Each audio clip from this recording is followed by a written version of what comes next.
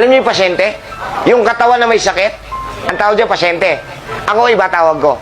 Gusto niyo marinig kung ano tawag ko sa'yo? Handa ka na? Are you sure? Ang tawag ko sa mga pasyente, tingin sa mata ko. Perwisyo. I'm serious about it. Tingin ka, dali, dali. Alam mo ba na perwisyo ka ng pamilya mo? Gusto mo marinig kung bakit? Dadahan-dahanin ko, Tagalog lang, para maintindihan at tumimo sa isip at puso mo. Hoy, perwisyo, yung perang ipinambibili ng panggamot nyo, pang-ospital at pang-doktor, ni minsan hindi yan hinihingi. Hindi yan pinupulot. Pinaghihirapan niya ng buong pamilya. O sige, para hindi ka makapagyabang. Pinaghihirapan niya ninyo, kasama ka na, hindi para panggamot. Para sa kinabukasan ng mga bata.